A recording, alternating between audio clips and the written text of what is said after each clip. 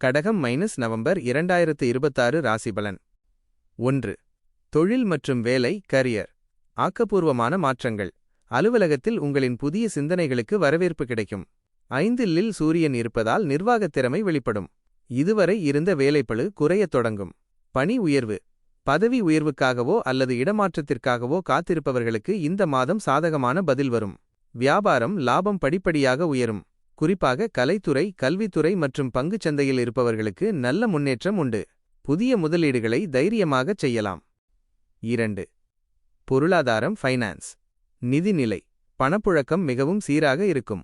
ராசியில் இருக்கும் உச்ச குருவின் பார்வையால் எதிர்பாராத இடங்களில் இருந்து ஆதாயம் கிடைக்கும். அதிர்ஷ்டம். பூர்வீகச் சொத்துக்கள் மூலம் வருமானம் வர வாய்ப்புள்ளது. லாட்டரி அல்லது பரிசு போட்டிகளில் சிறு ஆதாயம் கிடைக்கலாம். கடன் நிவர்த்தி. பழைய பாக்கிகளை வசூலிப்பதன் மூலம் கடன்களை அடைப்பீர்கள். 3. குடும்பம் மற்றும் உறவுகள் ஃபேமிலி மற்றும் ரிலேஷன்ஷிப். மகிழ்ச்சி. குடும்பத்தில் குதூகலம் நிலவும். கணவன் மனைவி இடையே அந்யோன்யம் அதிகரிக்கும். நீண்ட நாட்களாக குழந்தை பாக்கியம் வேண்டி காத்திருப்பவர்களுக்கு இந்த மாதம் நல்ல செய்தி கிடைக்கும். காதல். காதலிப்பவர்களுக்கு இடையே இருந்த புரிதல் கூடும். பெற்றோரிடம் தங்கள் காதலை தெரிவித்து சம்மதம் பெற இது உகந்த நேரம். சுப காரியங்கள். வீட்டில் மங்களச் செய்திகள் வந்து சேரும். உறவினர்களுடன் ஒரு ஆன்மீக பயணம் மேற்கொள்ள திட்டமிடுவீர்கள். 4. ஆரோக்கியம் ஹெல்த். உடல் நலம். பொதுவாக ஆரோக்கியம் சீராக இருக்கும். உடல் பொலிவு கூடும். எச்சரிக்கை. அஷ்டமச்சனி தொடர்வதால் எலும்பு சம்பந்தமான சிறு உபாதைகள் வரலாம். கால்சியம் நிறைந்த உணவுகளை எடுத்துக்கொள்ளவும். வாகன பயணங்களில் எப்போதும் போல நிதானம் தேவை. முக்கிய குறிப்புகள்.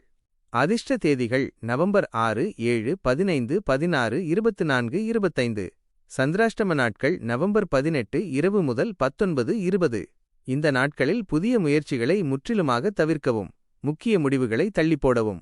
அதிர்ஷ்ட எண்கள் 2, 3, 9. அதிர்ஷ்ட நிறம் பால் வெள்ளை இளஞ்சிவப்பு. பரிகாரம். முருகன் வழிபாடு. செவ்வாய்க்கிழமைகளில் முருகப்பெருமானுக்கு பால் அபிஷேகம் செய்வது உங்களின் மன தைரியத்தை அதிகரிக்கும். தட்சிணாமூர்த்தி வழிபாடு. வியாழக்கிழமைகளில் குரு பகவானுக்கு மஞ்சள் நிற மலர்கள் சாத்தி வழிபட உச்ச குருவின் அருள் பூரணமாக கிடைக்கும். தானம். சனிக்கிழமைகளில் முதியோர்களுக்கு அல்லது ஆதரவற்றோருக்கு உங்களால் முடிந்த உதவிகளைச் செய்வது அஷ்டமச்சனியின் தாக்கத்தை குறைக்கும்.